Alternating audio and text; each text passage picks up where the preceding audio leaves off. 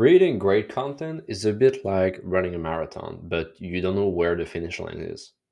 And if you stop, it's even harder to restart. And that's the thing as well on LinkedIn. Writing on it is easy. What's tough is to keep doing it over and over and over. And a big part of that is a lot of people, especially early stage startups, are always doing it from zero to one. They're always trying to create new content from nowhere. We live in a sea of noise and everyone is trying to create content. And if you don't spend the time into making it in depth and showcasing your expertise, well, then people won't just care about it and you won't be able to get anything out of your content, ultimately leads and a lot of stuff like that. So today, basically, I'm going to be showing you exactly my own process on how I'm using the Scamper method to basically repurpose my best posts, my best content in order to always keep running in that marathon and keep generating leads out of it. If you don't know me, I'm Gab Bugeaud. I'm the co-host of Word on Marketers, a product marketing podcast, and I'm also the founder of Press X to Market, a messaging consultancy for early stage startups trying to get to message market fit. Without further ado, let's get started.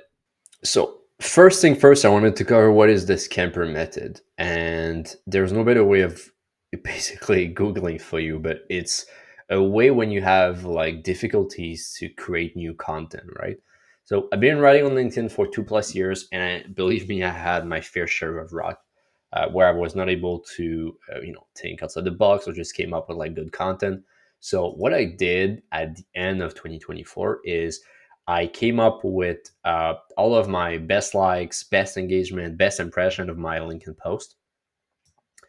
And I basically select a few ones of them and I did the Scamper method. So Scamper means substitute. What can you replace? Combine what can be combined, adapt what can be added, modify what can be modified, maximize, magnify, or minimized, purpose what can be put to other use. Sometimes it's put to other use. Eliminate what can be removed or simplified, and reverse. What would happen if you reverse the idea? This is used a lot in copywriting. And basically, I want to show you an example of how I did it for one of my posts. So I had a bunch of posts here, and I did it for a post that I did with Rob Kaminsky. So this is the first post here that I did. And Rob from Fletch basically shared that the business strategy needs to be aligned with the product strategy, which needs to be aligned with the positioning strategy. And this has been something that I struggle with when I was talking to clients.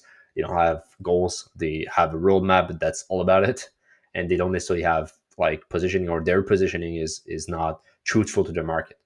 So what I did is I basically gave, I did this post, talked about the framework, talked about like what question does it answer, and then this is what's happening with it's misaligned, because that misalignment I see in over 30 startups like struggling with it.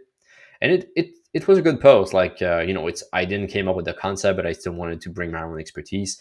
And this is the big difference between in-depth content and junk food content, just being surface level versus something else. So I took that post, and basically what I did is I decided to talk about the strategic alignment as substitute between product strategy, business, to form the positioning. So when you take the roadmap and the business strategy, you can help with the positioning. I combined the North Star, one metric that matter for business strategy, to define the two others.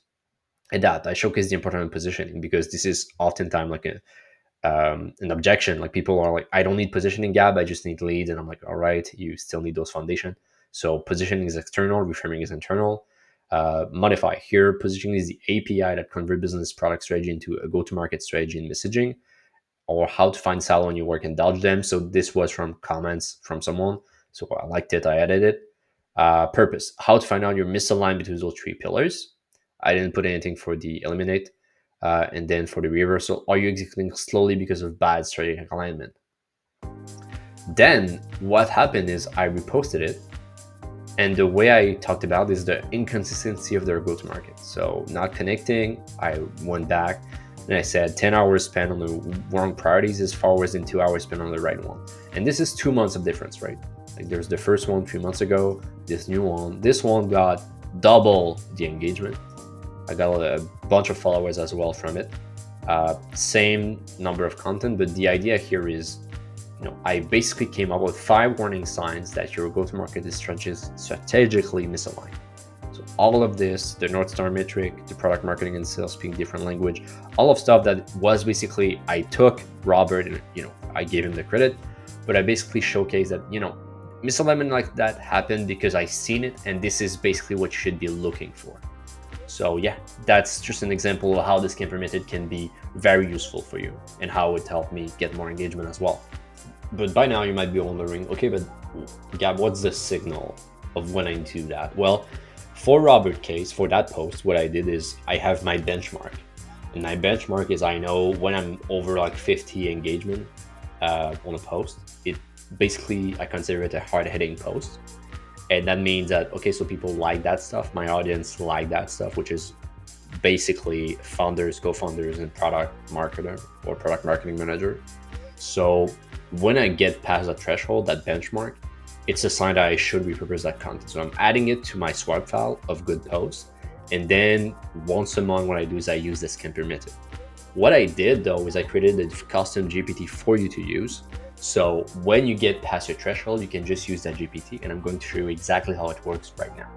Okay, so now I did this post 2 weeks ago on the ICP Clarity. I got over 160, almost 160 reaction or engagement, and a bunch of comments too, and a bunch of reposts. So this is good signals of like, hey, I can use this post. So what I'll do is I created that content Scamper GPT. Click start. This is the only prompt starter, and then it's asking me basically to share that link in post. So what I did is I copy all of the post and added the visual as well.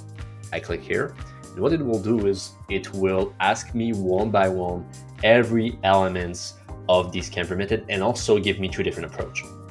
So in that case, it can talk about the ideal buyer persona, replace that with manual tactics, turn the fixed approach into a checklist for prevention.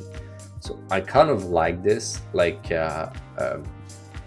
please use number 3 on how to prevent an unclear ICP. And then it will basically move to the next one, and I can just for the sake of this example, what I'll do is I'll just select those numbers. But what you can do is, this is just giving you inspiration, right? What you can do with this is you can kind of use that as a way for yourself to inspire yourself. So now I'll just skip to kind of the end part, because otherwise this video will be way too long.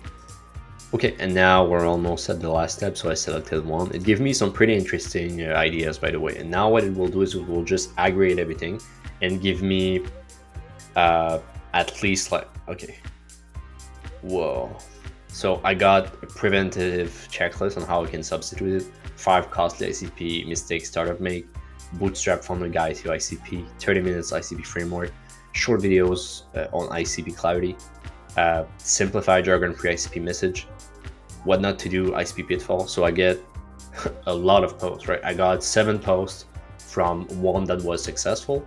And then what I can do is I can even just play with it. Like I'll just get out of that Canva, but I can basically just keep building out of it. So it's a very cool tool when you know, okay, so this idea works. Let's me try to hit different angles and see how my audience react basically. So if you like that video and you want to try it out for yourself, the link to the GPT will be in the description. Please like, subscribe, comment, do anything else. I'm trying to push more YouTube. And if you're interested, I also have a couple of videos coming out on ICP Clarity and a lot of other frameworks on messaging. So thank you very much. I appreciate you. And I hope you get value out of this. Cheers.